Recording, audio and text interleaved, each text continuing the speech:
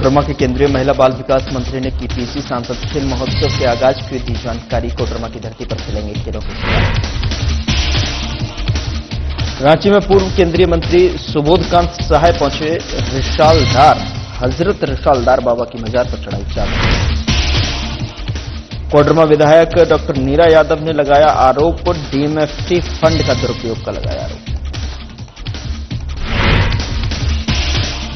हजारीबाग के अधर में लटका सड़क मरम्मत शिलान्यास के 4 महीने बाद भी नहीं शुरू हुआ काम। 2 किलोमीटर लंबे पथ का किया निर्माण। पलामू पुलिस और टीएसपीसी के बीच मुठभेड़ में मारा गया इनामी नक्सली। घटनास्थल से 50 राइफल बरामद।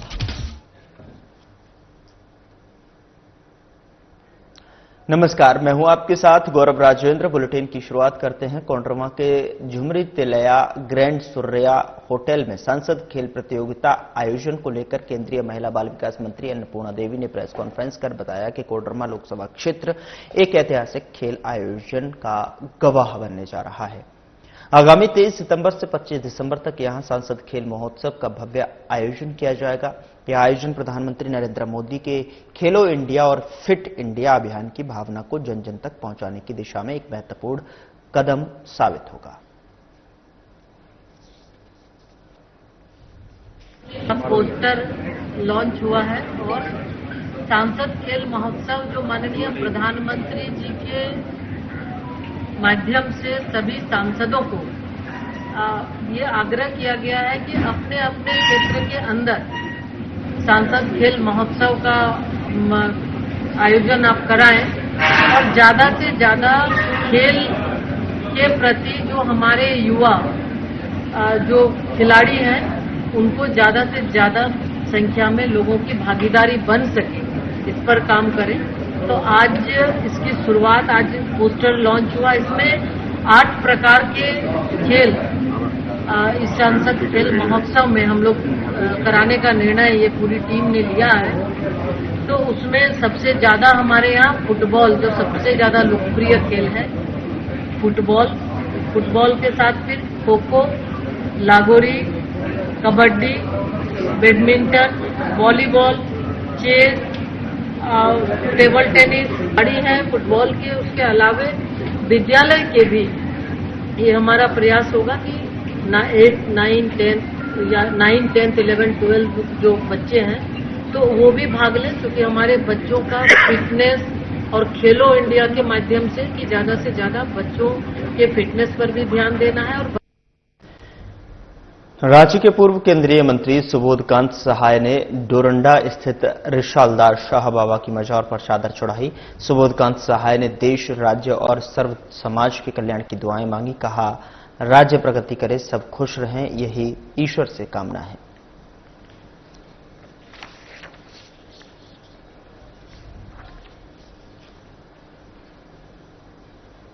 उधर कोडरमा विधायक डॉक्टर नीरा यादव ने कोडरमा जिले में डीएमएफटी मद के तहत बिना बैठक में उनकी स्वीकृति के पूर्व में योजना के ऊपर राशि खर्च की गई, जिसे लेकर बाद में स्वीकृति देने के मामले में हस्ताक्षर किए जाने से उन्होंने इनकार कर दिया। विधायक ने कहा कि निर्धारित गाइडलाइन के विरोध और रंग रोगन और चश्मा बांटने, तालाब की घेराबंदी जैसी योजनाओं में करोड़ों रुपए की राशि खर्च कर दी गई। उन्होंने इस मद से खर्च की गई करोड़ों रुपए की राशि में घोटाला किए जाने की आशंका जताई है। अब देखना होगा कि आने वाले समय में क्या यह मामला विधानसभा में गूंजेगा।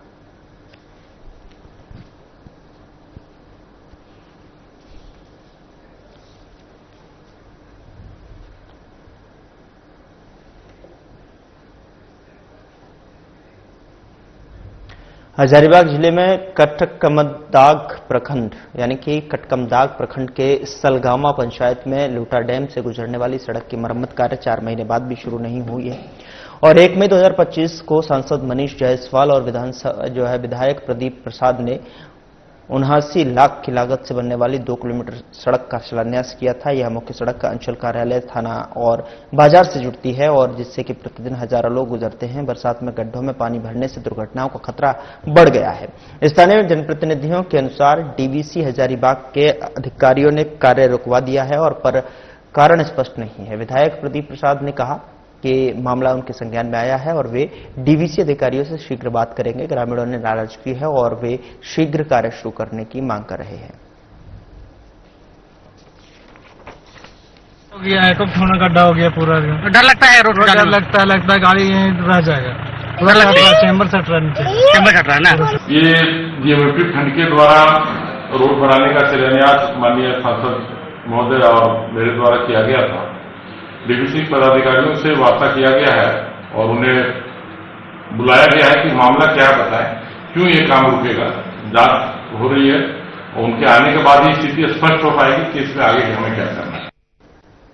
झारखंड सरकार के कार्मिक प्रशासनिक सुधार और राज्य भाषा विभाग ने श्री कृष्ण लोक प्रशासन संस्थान रांची में हिंदी दिवस समारोह का आयोजन किया। बता दें कि सचिव प्रवीण टोप्पो ने कहा कि हिंदी हमारी सांस्कृतिक पहचान है और इसके प्रचार प्रसार के लिए सरकार निरंतर प्रयासरत है। डॉक्टर पार्वती तिर्की सहित अन्य वक्ताओं ने तकनीकी युग में हिंदी के बढ़ते महत्व पर बल दिया। समारोह में निबंध एवं लघु और प्रतियोगिता के विजेताओं को सम्मानित किया गया। इस अवसर पर विभागीय अधिकारियों के साथ साथ साहित्य, शिक्षा और प्रशासन से जुड़े गणमान्य व्यक्ति उपस्थित रहे। बता दें कि समारोह में हिंदी के प्रयोग को बढ़ावा देने का संकल्प लिया गया। आप सभी को हिंदी दिवस की बहुत बहुत ढेर सारी शुभकामनाएं, बधाई। जैसा कि आसिफ जी ने बताया कि हिंदी दिवस हम लोग इसलिए मनाते हैं कि आज के दिन 1949 में हमारी संविधान सभा ने इसे राजभाषा के रूप में। भारत एक बहुत बड़ा ऑफिशियल पॉलिसी है भारत सरकार की कि विभिन्न राज्यों के साथ किस तरह से पत्राचार किए जाए। तो हमारा राज्य एक हिंदी भाषी राज्य है, तो हम लोग हिंदी भाषा में भारत सरकार से पत्राचार करते हैं, अन्य बहुत सारे राज्यों से पत्राचार करते हैं। तो हमारा विभाग तो इसका में लगा हुआ है और इसमें आप सभी लोगों का योगदान चाहिए हमें कि आप लोग किस तरह से हमें इस जर्नी में, इस यात्रा में हमारे सहयोगी हमारे सहभागी बन सकें। पलामू जिले के मनातू जंगल में प्रतिबंधित नक्सली संगठन टीएसपीसी और सुरक्षा बलों के बीच भीषण मुठभेड़ हुई और मुठभेड़ में 5 लाख रुपए का इनामी टीएसपीसी कमांडर मुखदेव यादव मारा गया है। एसपी रिश्मा रमेशन ने मुठभेड़ पुष्टि की है, जिस पर टीएसपीसी के सुरक्षा बलों की मुठभेड़ चल रही है और उसी नक्सली संगठन के साथ 3 सितंबर की रात हुए मुठभेड़ में पलामू पुलिस के 2 जवान शहीद हुए थे। दरअसल 10 लाख का इनामी कमांडर शशिकांत गंझू को टारगेट कर एक बड़ा सर्च अभियान शुरू किया गया है, जिसमें 200 से भी अधिक जवानों को तैनात किया गया है। मुठभेड़ स्थल से एक इंसास राइफल भी बरामद की गई है। एसपी रिश्मा रमेशन ने मुठभेड़ की पुष्टि करते हुए बताया कि इलाके में सर्च अभियान जारी है। पलामू के मनातू, तरहसी और चतरा के सीमावर्ती इलाकों को टीएसपीसी ने अपना ठिकाना बनाया है। शशिकांत के दस्ते में 8 से 10 सदस्य शामिल हैं, जिनमें से इनामी नक्सली मुखदेव यादव और नगीना भी शामिल है।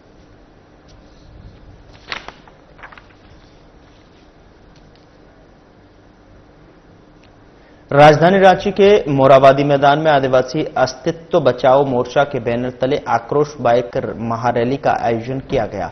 इस रैली में बड़ी संख्या में आदिवासी समुदाय के लोगों ने शिरकत की और आयोजन का उद्देश्य कुडमी महतो समुदाय को आदिवासी का दर्जा देने की मांग के विरोध में रहा है। मोराबादी मैदान से शुरू होकर अरगोड़ा चौक, बिरसा चौक, सुजाता चौक होते हुए अल्बर्ट एका चौक तक गई और कार्यक्रम के दौरान आदिवासी नेता ने कहा कि कुडमी महतो समुदाय को किसी भी स्थिति में आदिवासी का दर्जा नहीं दिया जा सकता। उन्होंने कहा कि आदिवासी जन्म से होते हैं, न कि स्वार्थ के लिए बनाया जाता है। उन्होंने ये भी कहा कि कुडमी महतो समुदाय को आदिवासी सूची में शामिल किया गया तो इससे वास्तविक आदिवासी समाज के अधिकार और अवसर प्रभावित होंगे। आप संस्कृति की, सभ्यता की, इतिहास की बोलिएगा, कुछ भी नहीं मिलता जुलता है। सभ्यता की बोलिए तो वो नदी घाटी सभ्यता से आते हैं। हम आदिवासी लोग सदियों से जंगलों में रहने वाले लोग हैं। जहां तक पेशा की बात करेंगे तो वो कृषक हैं और हमारे पुरखे हंटर और गैदरर से जो 3 डीएनए रिपोर्ट आया 2018 में, 2019 में और लेटेस्ट 2024 में कैलिफोर्निया यूनिवर्सिटी का रिपोर्ट आया, सब में यह चीज साबित हो चुका है। और देखिए, झारखंड सरकार ने जो रिकमेंडेशन भेजा था, वो रिकमेंडेशन को भी केंद्र सरकार 2015 में रिजेक्ट कर दिया है। 3-4 फर्जी इतिहासकार आ गए हैं जो कुछ भी बोल रहे हैं। शैलेंद्र महतो जी बोलते हैं कि हम जो है कि संथाल के जो भाई हैं, हम संथाल और कुर्मी भाई भाई लगते हैं। अभी वही बोलते हैं शैलेंद्र महतो जी, हम ओंगे के भाई हैं। कभी इनके दूसरे लोग बोलते हैं हम मुंडा से हमारा भाई बहन का रिश्ता है। तो अभी कहते हैं कि सबसे पहले हम यहाँ बसे थे। इसका एक ही मकसद है कि जो कुर्मी लोग जो आदिवासी दर्जा का जो मांग कर रहे हैं, उसका विरोध के लेकर आज हम लोग बाइक रैली, आक्रोश बाइक रैली का हम लोग आयोजन किया और इसका हम लोग बैनर बनाए हैं। उसका नाम है आदिवासी अस्तित्व बचाओ मोर्चा। क्योंकि हमारा अस्तित्व ही नहीं रहेगा तो हम लोग आर्थिक, राजनीतिक, सामाजिक, सांस्कृतिक सभी एंगल से हम लोग समाप्त हो जाएंगे। इसी को बचाने के खातिर आज हम लोग जिस तरह से कुर्मी लोग आदिवासी दर्जा मांग कर रहे हैं, उसका विरोध में हम लोग आज बाइक जुलूस का आयोजन किए हैं। तो हम चाहते हैं कि जैसे पूरे झारखंड में लोग इस तरह का आक्रोशित है, आदिवासी समाज खासकर, कि उसको किसी भी तरीके से आदिवासी ना बनाया जाए और उसी के हम लोग विरोध में हम लोग आक्रोश बाइक रैली निकाल रहे हैं। उधर झारखंड प्रदेश कांग्रेस कार्यालय में मिलन समारोह का आयोजन किया गया, जिसमें प्रदेश अध्यक्ष केशव महतो, कमलेश विधायक प्रदीप यादव, शिक्षा विभाग के सेवानिवृत्त दर्जनों शिक्षक प्रदेश कांग्रेस की नीतियों और सिद्धांतों को देखते हुए पार्टी का सदस्यता ग्रहण किया। और मौके पर प्रदेश अध्यक्ष ने कहा कि हमारे साथ जो भी लोग जुड़ रहे हैं उनके पूरे पार्टी की तरफ से स्वागत और अभिनंदन करते हैं। इस तरह से पार्टी के लिए समर्पित लोगों से आने वाले समय में पार्टी और भी मजबूती के साथ खड़ी होगी। बता दें कि वहीं पार्टी के सदस्यता ग्रहण करने और डॉक्टर प्रसाद पासवान ने कहा कि पार्टी की नीति और सिद्धांत को बेहतर देखते हुए हम लोगों ने एकजुटता का संकल्प लेकर पार्टी में शामिल हुआ हूं और पार्टी के दिए हुए कार्यों को तत्परता के साथ कार्य करूंगा। अध्यक्ष राष्ट्रीय शैक्षिक कांग्रेस जो मुझे प्रभार दिया है, मैं लगन से, मैं निष्ठा से मैं कार्य करूंगा और झारखंड के बच्चों को ज्ञान, शिक्षा और नैतिक मूल्यों को मैं विस्तार करूंगा और डिजिटल एजुकेशन से, न्यू एजुकेशन पॉलिसी के द्वारा मैं झारखंड के बच्चों को मैं शिक्षा एवं संस्कार के साथ विकसित में करना चाहता हूं। झारखंड को एक शिक्षा के क्षेत्र में एक मैं अलग जगाना चाह रहा हूं, यही मेरी उद्देश्य है। कांग्रेस पार्टी क्या उम्मीद लेके आए? हाँ, मैं उम्मीद इसलिए है कि शैक्षिक मेरा मुझे प्रभार दिया गया है। मैं झारखंड के बच्चों को, शिक्षा संस्थानों को जो त्रुटि है न्यू एजुकेशन पॉलिसी के द्वारा, मैं उसको मैं सुधार करना चाहता हूं। अभी मैं 28 तारीख को मैं गढ़वा गया था, वहां मैंने शैक्षिक अपना विचार कैरियर काउंसलिंग भी दिया। 29 को आप पलामू में मैंने दिया, 30 को मैंने हजारीबाग दिया, 5 सितंबर को मैंने पलामू सरस्वती विद्या मंदिर को मैंने स्कूल बहुत भव्य कार्यक्रम शिक्षक दिवस के अवसर पर मैंने मुख्य अतिथि के रूप में मैंने कार्य किया और मैंने कैरियर काउंसलिंग किया। उसके बाद आपका मैं बताना चाह रहा हूं, कैरियर 9 तारीख को डीएवी गुमला में मैंने कैरियर काउंसलिंग में बच्चों को मैंने किया, जो आपका 10 तारीख को पेपर में प्रकाशित हुआ मेरा काउंसलिंग का। बहुत लड़के प्रभावित हुए। पूरा देश हिंदी दिवस मना रहा है। ऐसे शुभ अवसर पर हमारे 2 कांग्रेस के जो एक नेतरहाट प्रतिष्ठित विद्यालय के प्राचार्य रहे हैं, डॉक्टर प्रसाद पासवान जी, ये MA, MEd, LLB, NET, PhD सारा किए हुए हैं और कई संस्थानों से जुड़े हुए हैं। अभी भी सेवानिवृत्त होने के बाद कई जगह ये अपना बराबर विभिन्न शिक्षण संस्थाओं में जाकर के अपना अनुभव बांट रहे हैं। कई जगह इनका बुलावट बराबर हो रहा है। तो ये कांग्रेस पार्टी की सदस्यता इन्होंने ग्रहण की और इनको हमारा नेशनल एजुकेशन जो डिपार्टमेंट है झारखंड इकाई का, इसको चेयरमैन बनाया गया। इन्होंने आज योगदान पदभार भी ग्रहण कर रहे हैं। नवरात्र का आगमन होने वाला है और इसके पहले ही हजारीबाग शहर का माहौल भक्तिमय नजर आने लगा है। नगर निगम क्षेत्र में जगह जगह विभिन्न पूजा समितियों ने भव्य पूजा पंडाल बनाए जा रहे हैं। इन्हीं में से एक शिव शक्ति दुर्गा पूजा समिति मटवारी जो इस वर्ष जो है अपनी भव्यता और अनोखी थीम को लेकर चर्चा का विषय बनी हुई है, जिसका जायजा लिया हमारे हजारीबाग संवाददाता प्रमोद खंडेलवाल ने। हजारीबाग की बात कर रहे हैं और अब धीरे धीरे नवरात्रि भी चढ़ता नजर आ रहा है, क्योंकि विभिन्न जो पंडाल बनते हैं, अगर नगर निगम क्षेत्र की अगर हम बात करें, और अभी हम हैं सबसे पहले शिव शक्ति दुर्गा पूजा समिति के इस भव्य पंडाल में। और आप ये देख सकते हैं क्योंकि जिस तरीके से पिछले एक महीने से लगातार काम चल रहा है, लगातार 24/7 क्या कुछ बन रहा है, क्या लोगों को नया देखने को मिलेगा, हमारे साथ यहाँ कमेटी के लोग हैं, उनसे जानना चाहेंगे। क्या नाम होगा? सानू जी, सबसे पहले तो सारना प्लस न्यूज की पूरी टीम की तरफ से ढेर सारी शुभकामनाएं बताइए। क्या कुछ इस बार अलग देखने को मिले?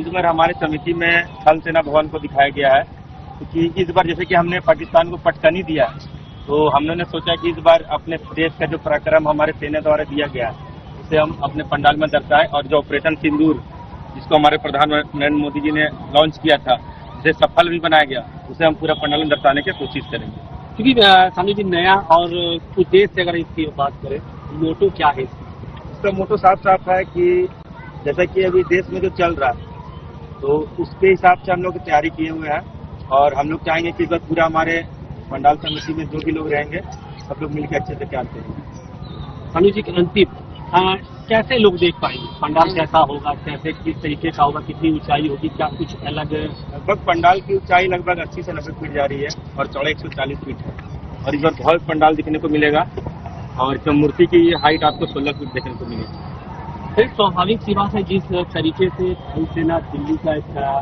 कार्यालय बन रहा है, ऑपरेशन सिंदूर दिखलाया जा रहा है, किस तरीके का प्रारूप है, तो फिर भी बाकी उसी तरीके से होगी। मतलब भीड़ को देखते हैं, सुरक्षा के क्या कुछ पुख्ता इंतजाम किए जाए? सुरक्षा का दृष्टिकोण से हम लोग लगभग 100 वॉलंटियर्स रहते हैं, जो कि रोड पर भी, अंदर भी। कुछ महिला वॉलंटियर्स रहती है हमारी, स्कॉट गार्ड वाले भी हम लोग को बहुत हेल्प करते हैं, और महिला पुलिस भी रहती है, और हम लोग अपना गार्ड भी प्रोवाइड करते हैं। प्रत्येक वर्ष लगाया जाता है ताकि जो उत्साह उमंग लोग आए, माँ का दर्शन भी करें, और छोटे छोटे बच्चे डिज्नीलैंड का आनंद भी ले। अपने सहयोगी कैमरामैन के साथ प्रमोद खंडेलवाल, साधना प्लस न्यूज, हजारीबाग। नगर निगम पदाधिकारियों ने आगामी त्योहारों को ध्यान में रखते हुए नगर निगम क्षेत्र के पूजा पंडालों के प्रतिनिधियों के साथ बैठक की, और बैठक में निगम पदाधिकारियों ने पूजा पंडाल प्रतिनिधियों से जो है पूजा से संबंधित सभी पहलुओं पर विस्तार से चर्चा की है, साथ ही आवश्यक दिशा निर्देश दिए। अभी आप लोगों की उपस्थिति में हम लोगों ने सारे पूजा पंडाल वालों के साथ बैठक किया है। मुझे लगता है कि हजारीबाग के सभी वार्ड का प्रतिनिधित्व था यहाँ पे। तो हमारा जो कॉमन व्यवस्था नगर निगम के द्वारा होगा, जिसमें सफाई की व्यवस्था और हमारा लाइन का व्यवस्था है, या फिर पानी का व्यवस्था है, सफाई का व्यवस्था, ये सारा कुछ हम लोग करेंगे ही करेंगे। इसके अतिरिक्त पंडाल वालों की तरफ से जो पदाधिकारी जो है, उनकी तरफ से जो हम लोग को लिखित में कुछ चीजें मिली है जो उनको पंडाल को करने की आवश्यकता है, अगर वो नगर निगम से रिलेटेड होगा तो हम लोग पूरी तरह से प्रयास करेंगे कि वो काम हम लोग करें। और हमारा अथक प्रयास रहेगा कि दुर्गा पूजा को हजारीबाग में अच्छे ढंग से मनाने के लिए नगर निगम कितना अच्छे से अच्छा प्रयास करें। डोरंडा स्थित रिसालदार शाह बाबा के उर्स के मौके पर जैप 1 और बीएमपी ने चादर पोशी की और सलामी दी गई। बता दें कि सीएम हेमंत सोरेन को भी चादरपोशी और कव्वाली मंच के उद्घाटन के लिए आमंत्रित किया गया था। उर्स के दौरान मेला, लंगर, कव्वाली और शाही संदल जैसे कार्यक्रम आयोजित होते हैं जो सभी धर्मों के लोगों को एकजुट करता है।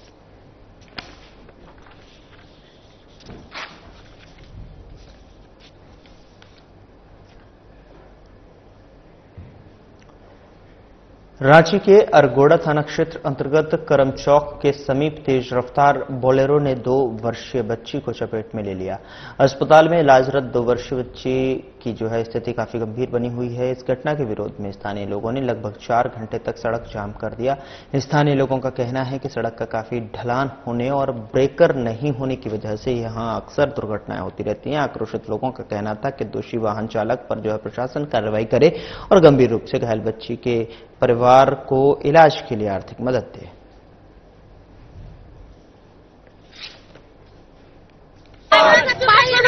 आए दिन एक्सीडेंट हो रहा है। अभी कुछ दिन पहले ही आप कांतिपुरा चौक के पास देख सकते हैं कितना भयानक एक्सीडेंट हुआ। एक साथ 5 परिवार घर का पूरा सदस्य खत्म हो गया। उसके बाद भी प्रशासन के कान पे जू तक नहीं रहेगी और आज भी ये रास्ता को बंद करके हाउसिंग बोर्ड का हम लोग सभी ने विरोध किया और इस रास्ता को ब्लॉक करके नीचे से रास्ता बनाया और एक बच्चे को गाड़ी 4 चक्का वाला गाड़ी एक बच्चे के पूरे बॉडी से चढ़ गया और जिसकी वजह से बच्चा का नाजुक स्थिति में है। बच्चा बचेगा नहीं बचेगा उसकी कोई गारंटी नहीं है। हमें साथ प्रशासन से 2 मांग को लेकर आज हम इस रास्ते को जाम किए। जब तक हमारी मांग पूरी नहीं होगी हम रास्ते को नहीं छोड़ेंगे। पहली मांग है कि हमको वही रास्ता पुराना वाला चाहिए जो पहले से चल रहा था। दूसरा है कि बच्चे को मुआवजा चाहिए और जो वैसा किया उसको सजा होना चाहिए। धनबाद जिले के मनियाडीह थाना पुलिस को मिली बड़ी सफलता। प्राप्त गुप्त सूचना के आधार पर मनियाडीह थाना अंतर्गत ग्राम चरक खुर्द स्थित अहरवा तालाब के बगल में बैठकर 5 से 6 स्थानीय लोगों ने साइबर ठगी का काम किया जा रहा था, जिसकी सूचना मनियाडीह थाना प्रभारी शिव कुमार ने वरीय पुलिस अधीक्षक प्रभात कुमार को दिया और वरीय पुलिस अधीक्षक के निर्देशानुसार मनियाडीह थाना स्तर से एक छापामारी दल गठित कर बताए गए स्थान पर छापेमारी की गई। बता दें कि छापामारी के क्रम में साइबर ठगी करते हुए 2 लोगों को चरखुर्द थाना मनियाडीह जिला थानावाद को साइबर अपराध करते हुए पकड़ा गया। छापामारी के क्रम में अन्य 4 व्यक्ति मौके से फरार हो गए। पकड़े गए दोनों व्यक्ति के पास से एक मोबाइल फोन जब्त किया गया है, जिसमें साइबर अपराध से संबंधित एपीके CSV फाइलें इत्यादि अन्य साक्ष्य प्राप्त हुए हैं। मनियाडीह को सूचना प्राप्त हुई थी कि चरखुर्द गांव में कहरवा तालाब के पास 5-6 व्यक्ति मिलकर साइबर अपराध कर रहे हैं। तो उसी सूचना का सत्यापन के लिए जब थाना प्रभारी मनियाडीह द्वारा छापेमारी की गई तो वहां पर 5-6 अपराधकर्मी साइबर अपराध करते हुए दिखे। इनके द्वारा 2 को पकड़ा गया। कुछ जंगल झाड़ी का फायदा उठाकर भाग गए। 2 अपराधकर्मी को पकड़ा गया। उनके पास से मोबाइल बरामद हुआ है। साइबर अपराध करने का डिटेल उसमें प्राप्त हुआ है। उनके जयपुर में भी साइबर अपराध किया गया है। एक का नाम संजय मंडल, एक का नाम विष्णु मंडल है। संजय मंडल का पूर्व आपराधिक इतिहास रहा है, वो पहले भी जेल जा चुका है और इसमें जो भी बाकी अपराध कर्मी उनके विरुद्ध भी छापेमारी की जाएगी। उधर रांची के अलग अलग थाना क्षेत्र में चेन छिनतई के करीब चेन छिनतई के 14 घटनाओं को अंजाम देने वाले आरोपी असरुद्दीन अंसारी को पुलिस ने गिरफ्तार कर लिया है। असरुद्दीन अंसारी मूल रूप से लोहरदगा का रहने वाला बताया जा रहा है। रांची के वरीय पुलिस अधीक्षक चंदन कुमार सिन्हा ने बताया कि गहनों की लूट से वह जुआ और नशे का शौक पूरा करता था। उन्होंने बताया कि आरोपी की निशानदेही पर पुलिस ने छिनतई का जेवर खरीदने वाले एक ज्वेलर शॉप कीपर को भी गिरफ्तार किया है। इनके पास से 88 पीस नोज पिन, 5 पीस नथिया और 36 पीस सोने का टुकड़ा समेत सोना गलाने का सामान बरामद किया गया है। गिरफ्तार आरोपी ने स्वीकार किया है कि वह छीना झपटी की घटनाओं को अंजाम देते थे। पुलिस के सभी थाना प्रभारी टीम बनाकर काम कर रहे थे। अल्टीमेटली ये पकड़ा गया। ये लोहरदगा बरकातली का रहने वाला है असरुद्दीन अंसारी और इसे पकड़ा गया। तो जब हम लोग वेरीफाई किए तो यह आदमी यहाँ के कम से कम 14 कांडों में से संलिप्त होने का प्रमाण है। CCTV फुटेज है, रिपोर्ट भी गलत कर रहा है। हो सकता है ऐसी ज्यादा भी घटनाएं इसमें बताई। तो हाल की 14 घटनाओं में इसकी संलिप्तता है। इसके अलावा ये पूर्व में भी 7 कांडों में उपस्थित रहा है। और ये पुराना क्रिमिनल है, दोबारा यह क्राइम कर रहा था और लगातार पुलिस को चकमा दे रहा था। अब ये गिरफ्तार हुआ, जिससे कि इस तरह की घटनाओं पे लगाम में भी कमी आएगी। 14 कांड का अभी हमारे पास CCTV फुटेज है जिसमें यह शामिल था और मोटर्स ऑपरेंडी को बताना उचित नहीं है, वो पुलिस को सहायता करेगा और हम लोग उसको कराने के लिए हमारे पास सफिशिएंट एविडेंस है। हमने कहा कि सदर कि 14 कांड में लगभग रांची का अधिकतर शहरी थानों में इसने घटना की है और हो सकता है इससे ज्यादा ही कांड संलिप्तता हो, जिसका हमारे पास एक प्रमाण नहीं है। मिनिमम 14 कांड में इसके खिलाफ योगदान से और लोग इनके साथ कहें तो 7 कांड का आरोपी। कितने कांड का सामग्री बरामद हुई है? सामग्री सभी कांडों में बरामद हुआ, लेकिन ये एक सोनार था जिसके पास ही बेचता था और वो सोनार उस चैन को गला करके और छोटे छोटे दूसरे जीवर बना के बेच रहा था, जब्त हुआ है। उधर कोडरमा जिले के नवलशाही थाना क्षेत्र के अंतर्गत धरगांव में जमीनी विवाद मामले में जमकर मारपीट हुई, जिसमें आधा दर्जन से ऊपर लोग गंभीर रूप से घायल हो गए हैं, जिनका इलाज कोडरमा सदर अस्पताल के इमरजेंसी में चल रहा है। वहीं घायल इलाज करवा रहे जमींदार सिंह ने बताया कि फसल लगाने जमीन पर गए थे, इसी दरमियान जो है फुलवरिया के कई लोगों ने मिलकर मारपीट की है। घटना की सूचना नवलशाही थाना को दिया गया है। रात मारपीट हुआ, फारसा था, तलवार था, बस अब भाला से मार दिया यार। जो आप लोग भी लड़ाई कर रहे थे, आप लोग भी मारपीट कर रहे थे? नहीं, अपने जमीन पर गए थे हम लोग। क्या कर वह घर वाले खेती करने गए थे? हाँ, पहले भी जमीन विवाद था वहाँ को लेकर, इससे पहले भी लड़ाई हो चुका है। क्या हुआ? मारपीट जमीन संबंध में लेके अपना आलू की फसल के जमीन के लिए तैयारी के लिए गए थे। बाहरी आदमी जो भी है उन लोग आके हथियार चलाना चालू कर दिया। ठीक, हथियार चल लेते सब ले ले था। आपका क्या नाम है? नाम अरुण कुमार सिंह। घर कहाँ? धरगांव। कौन थाना पड़ता है? नवलशाही। तो कितना लोग के साथ मारपीट हुआ है? 11-12 हम लोग थे वहाँ, लेकिन 11 का भी आए हैं चलते बके। अब आके और आने का लेकिन आए नहीं। कहाँ इलाज करवा रहे हैं? इस सदर में। सदर में। कट गए हैं। महिला भी थी मारपीट करने में? सिर्फ नहीं, उधर महिला नहीं थी। नहीं थे। क्या चीज से मारा? क्या चीज से मारा? डंडा से और तलवार भी था और फरसा भी था। कितना कुल्हाड़ी लोग? कितना आदमी? करीब 50 आदमी लगभग होगा। तो बचाया कौन आप लोग? बचाए हम लोग, खुद हम लोग भागने लगे।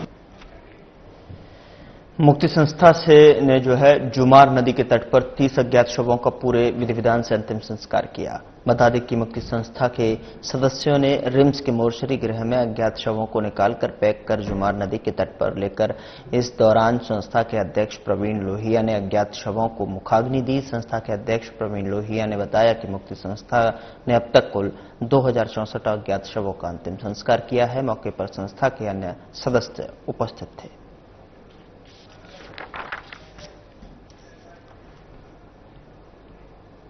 फिलहाल बुलेटिन में इतना ही। नमस्कार।